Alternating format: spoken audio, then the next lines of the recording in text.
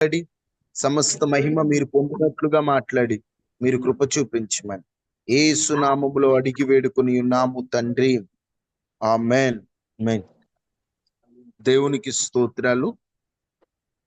ఈ ఉదయకాల ఆరాధనలో ఈ విధముగా పాల్గొన్న మీ అందరికీ కూడా ప్రభు అయిన యేసుక్రీస్తు నామంలో నా హృదయపూర్వకమైన వందనాలు. దేవుడు మిమ్మలను దీవించి ఆశీర్వదించును గాక. ఆమేన్. ఆమేన్. ఆలస్యం లేకుండా ఈ మే నెలకై దేవుడు మనకు సిద్ధపరిచిన వాగ్దాన సందేశాన్ని మనం ఆలకిద్దాం.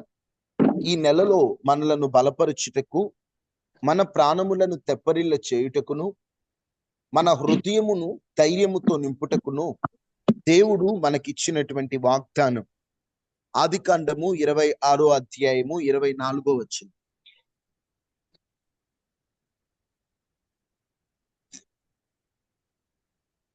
చదవండి అమ్మా, చదవండి.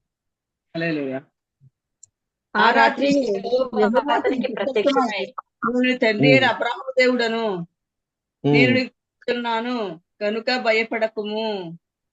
నేను నీకు తోడై ఉన్నాను కనుక భయపడకుము. భయపడకుము.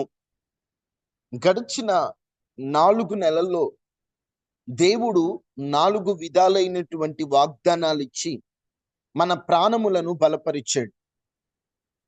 ఆ వాగ్దానాలలో 2వ నెలలో దేవుడు మనకిచ్చిన వాగ్దానం, నా ఆత్మ మీ మధ్య ఉన్నది కనుక భయపడొద్దు.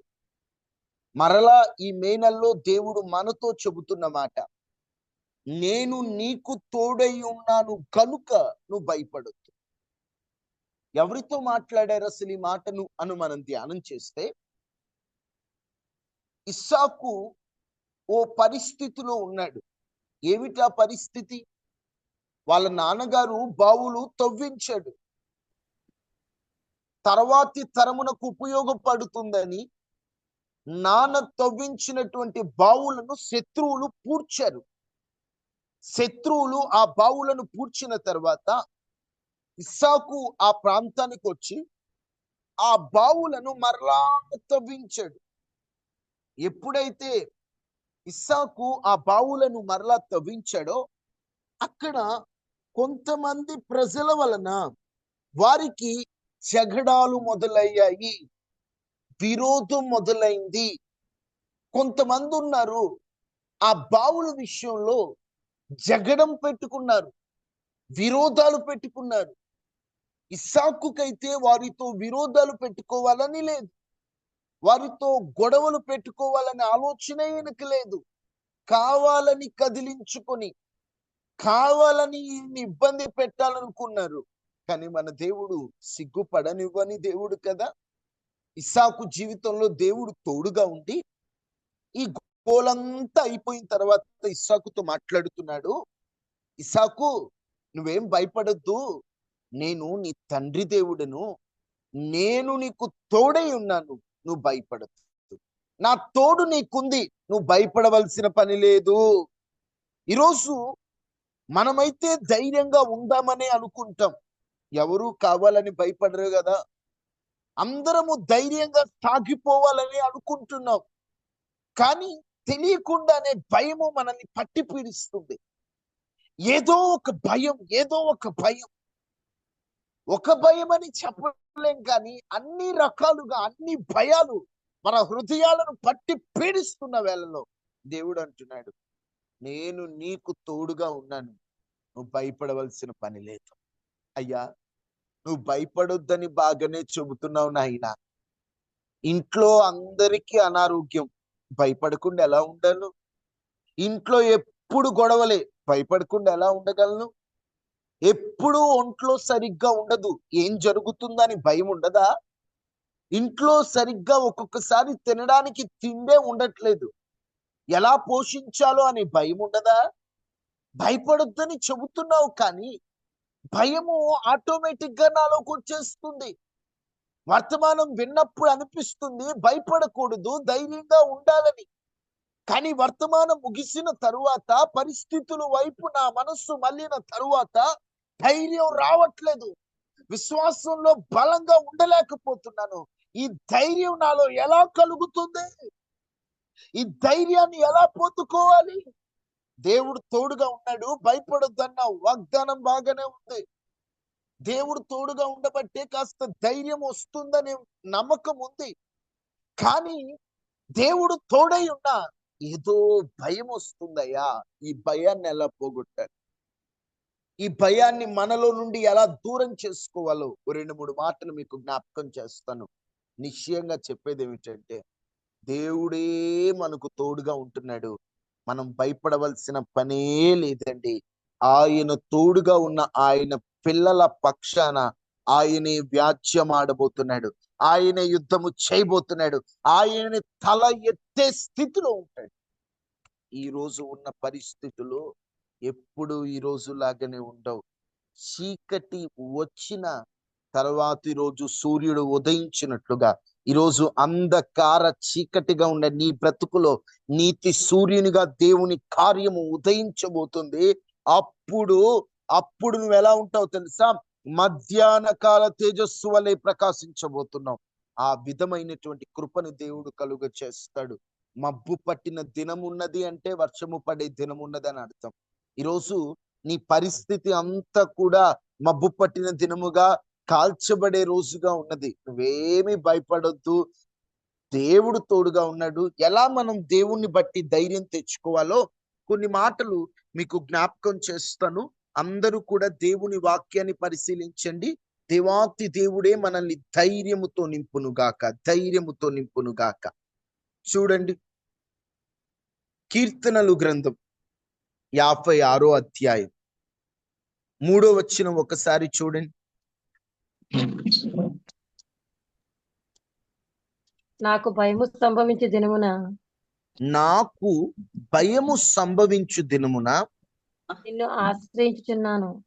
నిన్ను ఆశ్రయించుచున్నాను. ఇక్కడ పైన 56వ అధ్యాయము ప్రారంభంలో చిన్న అక్షరాలతో ఉన్నది చదవండి. యెహోరీయం రాగము మీద రాగం మీద పాడబడినది. ఫిలిస్తీయులు దావీదుని గానులో పట్టుకున్నప్పుడు అతను రచించిన అనువచ గీతం. అమ్మా, ఫిలిస్తీయులు అంటేనే మనకు బాగా గుర్తొచ్చేది ఎవరంటే గొలియాత్. వాస్తవంగా చెప్పాలంటే ఫిలిస్తీయులలో సర్దారులు ఉంటారన్నమాట. వారు 5 సర్దారులు. ఆ 5 సర్దారులలో ప్రధానమైనటువంటి వాడు గొలియాతు.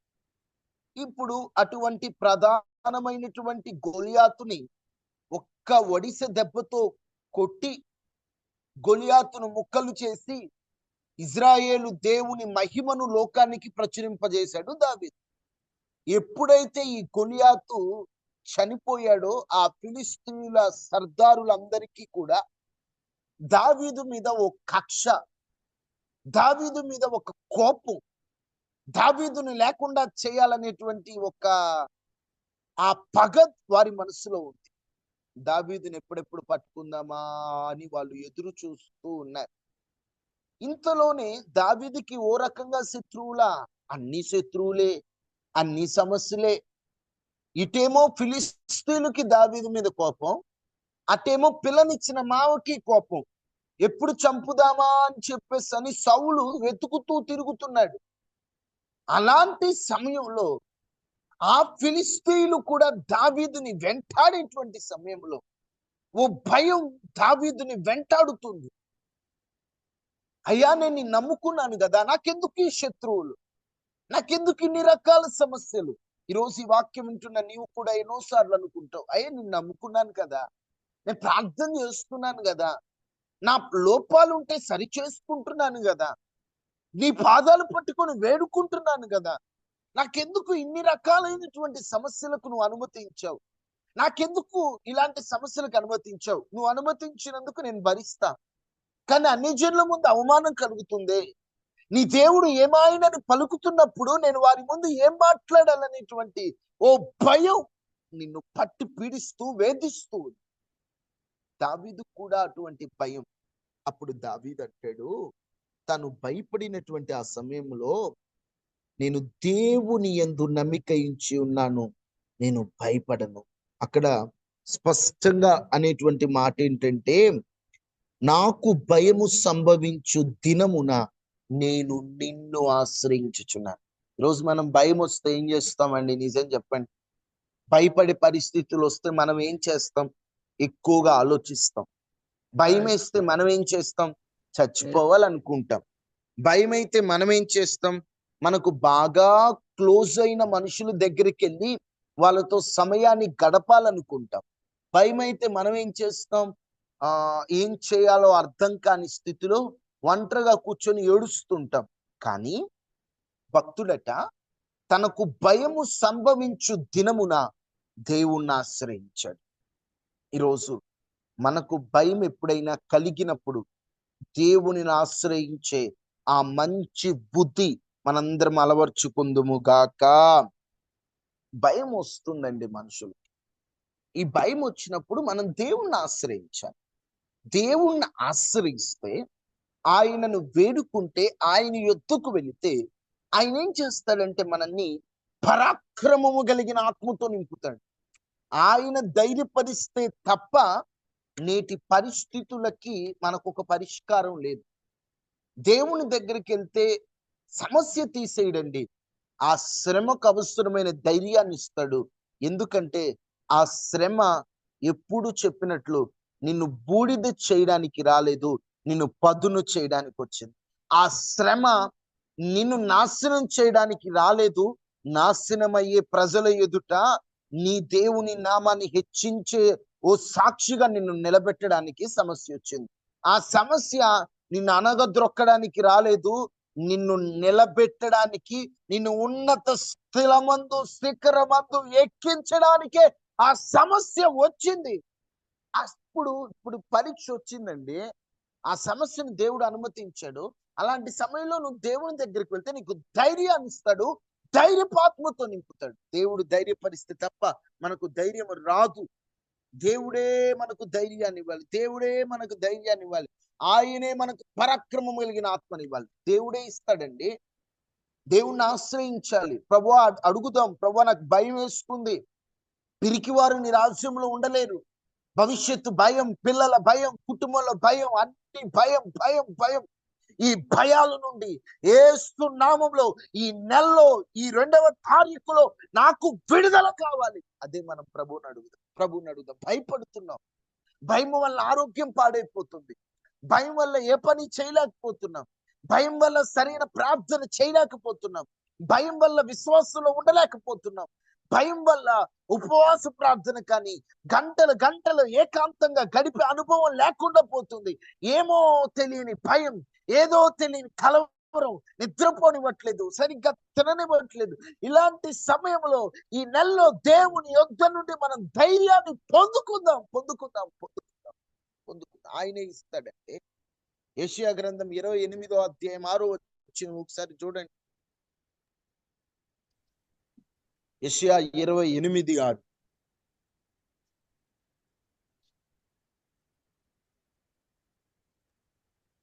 యెషయా 28:6. ఆయన న్యాయపీఠము మీద కూర్చుంటే వారి తీర్పు తీర్చు నేర్పు ఆత్మగాను గుమ్మమునొద్ద యుద్ధమును పారగొట్టు వారికి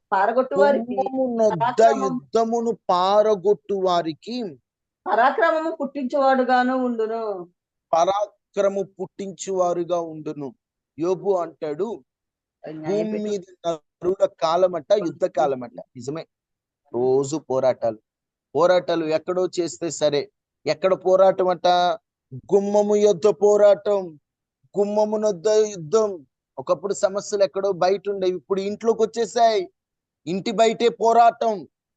అలాంటి చోటట ఆ గుమ్మమునొద్ద యుద్ధమును పారగొట్టు వారికి పరాక్రమం దేవుడు పుట్టించబోతున్నాడు. దేవుడే మనకు ధైర్యాన్ని ప్రసాదించబోతున్నాడు.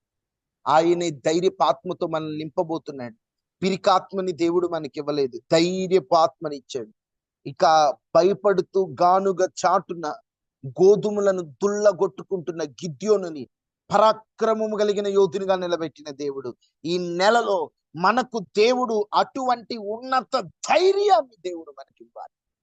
జీవితంలో కొన్ని నిర్ణయాలు తీసుకోలేకపోతున్నాం భయంతో, ఇప్పటికీ నష్టపోయి ఉన్నాం, ఇప్పటికీ ఆ పరిస్థితిని బట్టి కృంగిపోయి మన జీవితం అంతా కూడా అర్థం కాని స్థితిలో ఏ నిర్ణయం తీసుకోవాలో అర్థం కాక భయముతో ఉన్నాం. దేవుడు అంటున్నాడు, నేను నీకు తోడై ఉన్నాను, భయపడద్దు, నీవు చేయవలసిన పని నువ్వు కొనసాగించు, నీ పక్షమున నేనుండి సమస్తము జరిగిస్తాను, సమస్తము నేర్పిస్తాను, నిన్ను తల ఎత్తుకునే స్థితిలో ఉంచుతానని దేవుడు మనకు మాటిస్తున్నాడు. దేవుని బట్టి మనం ధైర్యం తెచ్చుకుందామండి, పరిస్థితులను బట్టి కాదు, లేదా ఎవరో వస్తారు ఏదో చేస్తారని కాదు, ఆయన బట్టి. అందుకనే భక్తుడు నాకు భయం కలుగు దినమున నిన్ను ఆశ్రయిస్తున్నానని 56వ సంకీర్తన 3వ వచనంలోని 4వ వచనం ఏమంటున్నాడు చూడండి. దేవుని బట్టి ఆయన వాక్యమును కీర్తించెదను, దేవుని యందు నమ్మిక ఉంచున్నాను, నేను భయపడను. అంతకు భయపడను. 3వ వచనంలో ఆయన పరిస్థితి ఎలా ఉంది? భయంతో ఉందండి. 3వ వచనంలో ఆయన పరిస్థితి ఎలా ఉంది? భయంతో ఉందండి. భయంతో ఉంటే ఎప్పుడైతే దేవుణ్ణి ఆశ్రయించాడో, ఇప్పుడు ఈయనేమంటున్నాడు తెలుసా? నరులు నన్ను ఏం చేస్తారు, నరులు నన్ను ఏం చేస్తారు, పరిస్థితులు నన్ను ఏం చేస్తాయి, ఎవరేం చేస్తారు, నేను భయపడిన దేనికైనా. అసలు ఈ మధ్యలో ఏం జరిగిందంటారు? 3వ వచనంలోనేమో నాకు కలిగిన భయము, నా భయము నన్ను పట్టి పీడిస్తుంది, నేను దేవుణ్ణి ఆశ్రయించాను అన్నాడు.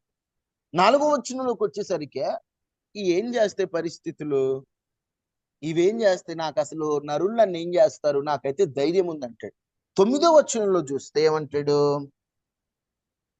నేను మొరపెట్టు దినమున నా శత్రువులు వెనుకకు తిరుగుదురు, దేవుడు నా పక్షమున నున్నాడని, దేవుడు నా పక్షమున ఉన్నాడని నాకు తెలియను. నేను మొరపెట్టే దినముందే నా శత్రువులను దేవుడు వెనక్కి పంపిస్తాడు, నాకు భయం లేదంటున్నాడు. మళ్ళీ 11వ వచనంలోకి వస్తే నేను దేవుని యందు నమ్మిక ఉంచి ఉన్నాను, భయపడను, నరులు నన్నేమి చేయగలరు. 3వ వచనంలో ఏమో నాకు భయం వస్తుంది, నేను దేవుడి దగ్గరికి వెళ్ళాలన్నాడు. 9వ వచనంలో గాని, 4వ వచనంలో గాని, 11వ వచనంలో గాని అన్నిట్లో అంటాడు, నేను భయపడను, భయపడను, భయపడను, భయపడను. ఏమయ్యా, ఏం జరిగింది?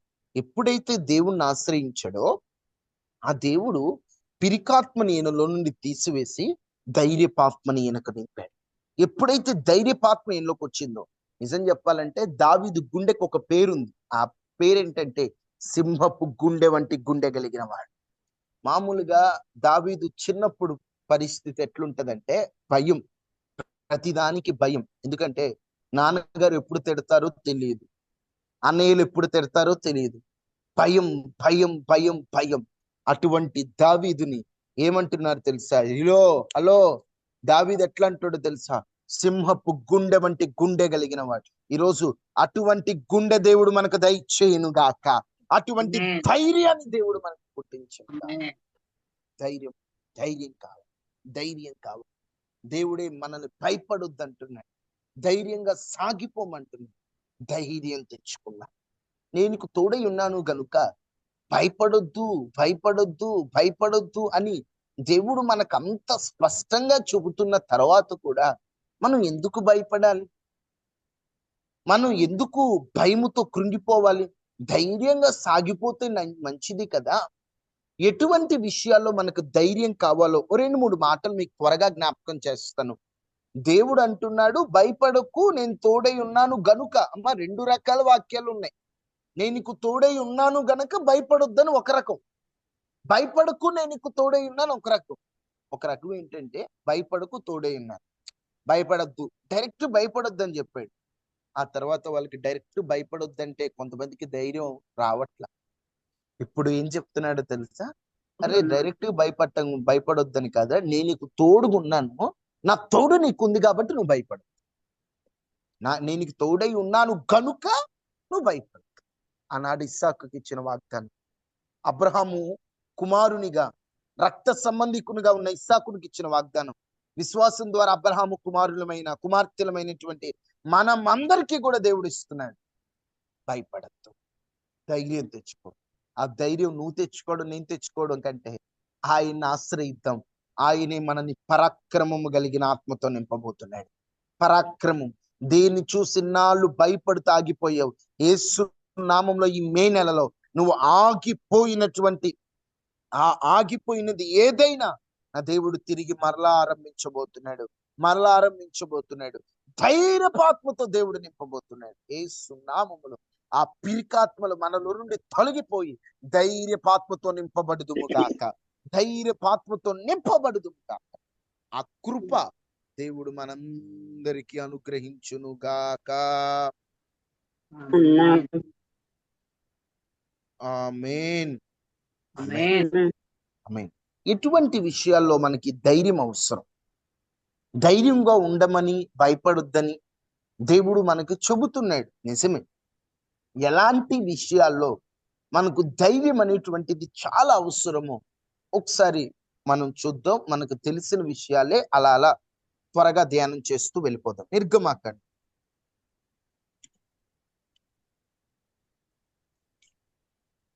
నిర్గమాకాండం 14వ అధ్యాయం 13వ వచనం. అందుకు మోషే భయపడకుడి, యెహోవా నేడు మీకు కలుగజేయు రక్షణను మీరు ఊరక నిలుచుండి చూడుడి. మీరు నేడు చూచిన ఐగుప్తులను ఇక మీదట మరి ఎన్నడూనూ చూడరు. నేడు చూచిన ఐగుప్తులు ఇక మీదట ఎప్పటికీ చూడరు. వెనక సైన్యం, ముందు సముద్రం. ఈ సందర్భం తెలియనిదేమీ కాదు. ముందొక సమస్య, వెనకో సమస్య, ఎటుపోవాలో తెలియట్లా. దేవుడు చెబుతున్నటువంటి మాట మోషేతో చెప్పాడు. మోషే చెబుతున్న మాట, ఈ రోజు మీరు చూచే ఐగుప్తీయులను నీకెప్పుడు చూడరన్నాడు. వారేమో సైన్యంలాగా వెనకబడుతుంటే ఇప్పుడు వాళ్ళు వెనక్కి తిరిగి చూస్తే ఎవరు కనిపిస్తున్నారు? చెప్పండి, ఎవరు కనిపిస్తున్నారు? ఫరో సైన్యం. ఓ సైన్యం, మామూలు సైన్యం కాదండి. ఈ మధ్యనే కొన్ని ఫోటోలు చూపిస్తున్నారు. ఫరో సైన్యానికి సంబంధించిన ఎముకలు అవి ఇవి అని చెప్పి చాలా మంది ఉన్నారు. ఇటు చూస్తే అంత సైన్యం కనిపిస్తుంది. దేవుడు ఆ టైంలో వాళ్ళతో భయపడద్దు, ఈ రోజు చూసిన వాళ్ళని మీరు మరలా ఇప్పుడు చూడరు. ఈ రోజు ఎవరినైతే చూస్తున్నారో మరలా చూడరు. ఇప్పుడు చూడండి, ఇప్పుడే నువ్వు చూడు, వాళ్ళు ఎంతైనా పైకి ఎగురుతున్నారు. ఎగరిని ఏం మాట్లాడతారు? మాట్లాడిని ఓ సైన్యం వచ్చేవాళ్ళు ఏదో పెళ్లికొచ్చినట్టు ప్రశాంతంగా వస్తారా? గుర్రాల మీద, రథాల మీద కేకలేసుకుంటూ వస్తున్నారు. అలాంటప్పుడు వాళ్ళ కేకలు, ఆ గుర్రపు ఆ రథములటువంటి ధ్వని విన్నప్పుడు భయం పెరుగుతుంది వీళ్ళకి. వాళ్ళ ధ్వని విన్నప్పుడు, వాళ్ళ శబ్దాలు విన్నప్పుడు, వారిని చూసినప్పుడు భయం పెరుగుతుంది. అలాంటి సమయంలో మోషే మాట్లాడుతున్నాడు, నేడు మీరు చూస్తున్న ఐగుప్తుల్ని ఇక చూడరు. ఈరోజు ఎగరిని ఎంత ఎగురుతారో ఐగుప్తులు ఎగరిని వాళ్ళందరిని ముంచే రోజు ఒకరోజు. అమ్మా, సమస్య నిన్ను చూసి బెదిరిస్తుంది. ఇప్పుడు సమస్య శబ్దము విన్నప్పుడు నీ గుండె కలవరి పడిపోతుంది. సమస్యల సంబంధించినటువంటి ఆ వర్తమానం విన్నప్పుడు భయం పెరుగుతుంది. అమ్మో, ఇంకా ఏంటి సమస్య పెరుగుతుంది. ఇప్పుడు ఐగుప్తీయులు బయలుదేరారు. వారి దగ్గరకు వచ్చే కొద్దీ వాళ్ళ సౌండ్ పెరుగుతా తగ్గుతా? పెరుగుతుంది. ఇప్పుడు సౌండ్ పెరుగుతుందని అర్థం ఏంటో తెలుసా? త్వరగా మునగబోతున్నారని అర్థం. ఈరోజు నీ సమస్య పెద్దదైపోతుంది. ఎట్లా ఉందంటే చావో రేవో అన్నట్లుగా, బతకాల చావోలో అర్థం కాక సమస్య పెద్దదైపోయింది. సమస్య పెద్దదైపోతుందంటే దాని అర్థం సమస్య మునగబోతుంది. దాన్ని దేవుడు తీసివేసే కాలం దగ్గర పడింది కాబట్టే, ఆ సమస్య మునిగే టైం దగ్గర పడింది కాబట్టే అంతే. ఆ సమస్య, ఈరోజు సమస్యలు చాలా బెదిరిచ్చేస్తున్నాయి. సమస్య చాలా కలవర పెట్టేస్తుంది, భయం ఎక్కువైపోతుంది. నువ్వు ధైర్యం తెచ్చుకో, ఎందుకంటే నీ సమస్యను దేవుడు ముంచబోయే కాలం దగ్గర పడింది. నీ సమస్య నిన్ను ముంచాలనుకొని వస్తుంది సమస్య. సమస్య నిన్ను ముంచాలనుకోవడం కాదు, సమస్యని నీవు సమస్య ఎలా ఉందంటే నిన్ను చూసి బెదిరిస్తుంది. ఇక ట్రెండ్ మారాలి, నువ్వు సమస్యని చూసి బెదిరించినట్లు ఉండాలి. నన్ను ఏం చేయలేవు, ఇందాక పాట పాడుతూ పరిస్థితులు నన్ను ఏం చేయలేవు. ఇంకొక పాట కూడా నేను ఇప్పుడు పాడుతూ ఉంటా, ఒక దైవజనుడు రాసిన పాట. మరణము నన్నేమి చేయలేదు, పరిస్థితి నన్నేమి చేయగలదు. నీ కృప సమృద్ధిగా నాకు తోడుగా ఉన్నప్పుడు, నన్ను నువ్వు ధైర్యంగా ఉండమన్నప్పుడు, ఎవరు వెనకబడితే నాకెందుకయ్యా, ఎవరు గుర్రపు రథపుల సౌండులు ఎంత చేసినా నాకెందుకు, నువ్వు భయపడొద్దన్నావు, నేను నీ వైపు చూస్తున్నానంటే నువ్వు అలా ముందుకెళ్ళిపోవాలమ్మా. ఒకటి, ఎప్పుడు ధైర్యం కావాలంటే ముందుకెళ్ళడానికి ధైర్యం కావాలి. శత్రువులు సమస్యలు ఇవన్నీ వెనకపడి ఉన్నాయి, వారి శబ్దాలు వినిపిస్తున్నాయి, వీళ్ళు దేవుడు కార్యం చేసినట్టు అనిపించింది, అలా మార్గం తెరిచాడు, అలా ఎర్ర సముద్రం పాయలవగానే వీళ్ళు వెళ్తున్నారు, వెనక వాళ్ళు కూడా వస్తున్నారు. ఎట్టుంటది వీళ్ళకి, ప్రభు నువ్వు అద్భుతం అయితే చేసావు, బాగానే ఉంది, మా శత్రువు కూడా వస్తున్నాడు కదా, సమస్య అంతే ఉంది కదయ్యా, వాగ్దానం ఇచ్చావు బాగానే ఉంది, కానీ ఏం పోయింది సమస్య, అదంతే ఉంది కదా అంటే అది అలాగనే ఉన్నట్టే ఉంటది. కానీ సమయం వచ్చినప్పుడు దేవుడు దాన్ని ముంచబోతున్నాడు. ముందే ముంచితే నువ్వు కూడా మునిగిపోతావు. అందుకే నువ్వు ఎర్ర సముద్రం దాటాక వాళ్ళ మధ్యలో ఉంటారు, అప్పుడు ముంచుతాడు. ఈరోజు సమస్య నీ జీవితంలో ఉన్నది నిజమే. దేవా ఎప్పుడు తొలగిస్తావు, ఎప్పుడు తొలగిస్తావు, ఎప్పుడు తొలగిస్తావు, ఎప్పుడు తొలగిస్తావు అని ప్రభువుని అడుగుతుంది, నిజమే. కానీ దేవుడు ఒకరోజు తొలగించబోతున్నాడు.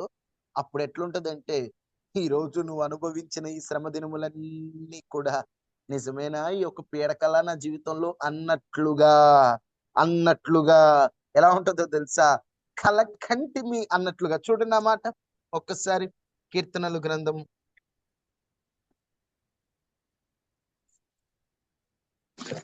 120, ఒక్క నిమిషం, 126 2వ వచనం.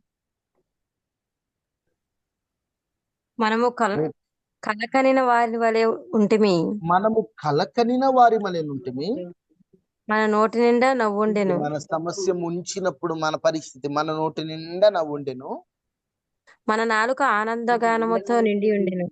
మన నాలుక ఆనందగానముతో నిండి ఉండెను. వీరి కొరకు గొప్ప కార్యములు చేసినని అన్యజనులు అప్పుడు యెహోవా వీరి కొరకు గొప్ప కార్యములు చేసెనని అన్యజనులు చెప్పుకొనిరి. యెహోవా మన కొరకు గొప్ప కార్యములు చేసి ఉన్నాడు.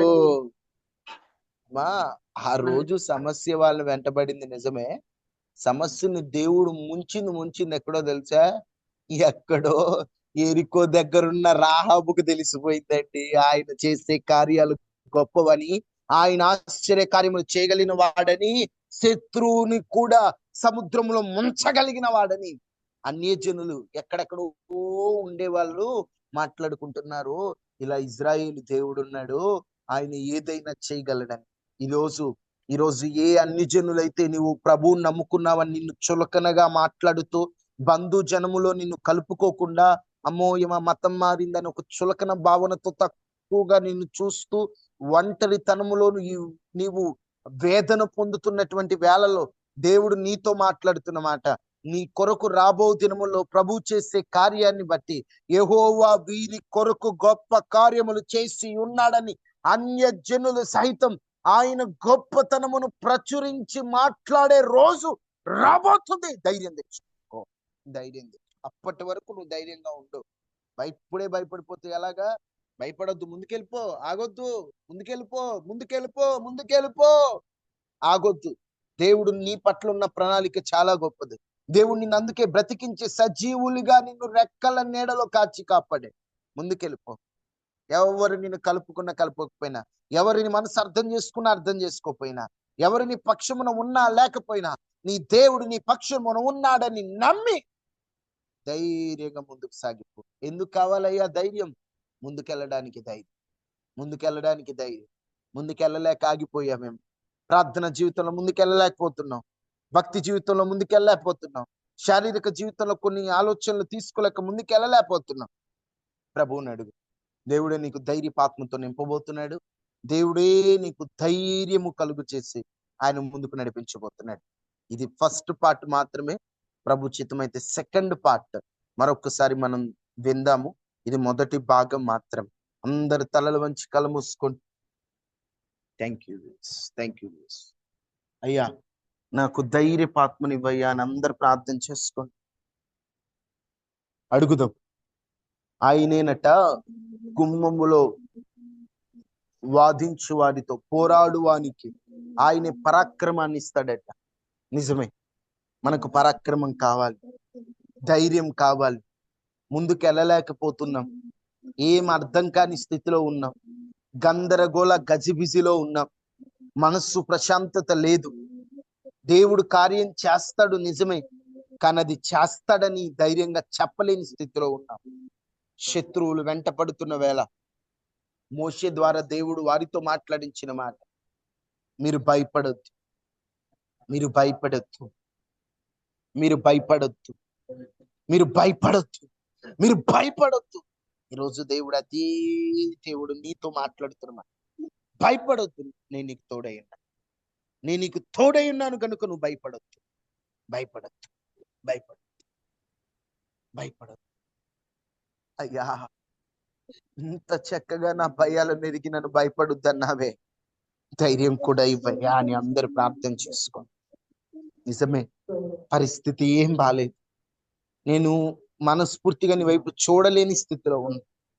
నాకు ధైర్యాన్ని ప్రార్థన చేసుకో, ప్రార్థన చేసుకో.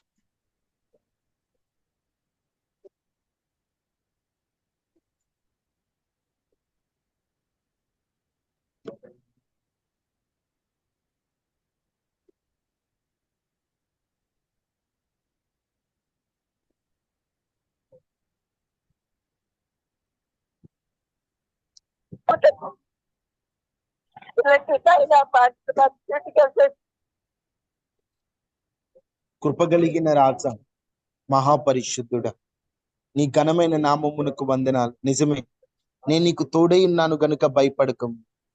దావీదు జీవితంలో ఫిలిస్తీయుల భయం ఉన్నది, కానీ ఎప్పుడైతే నిన్ను ఆశ్రయించాడో ధైర్యంతో మీరు నింపారు. అటువంటి ధైర్యపు ఆత్మ మా అందరికి అనుగ్రహించండి, మా అందరి పరాక్రమముతో నింపండి.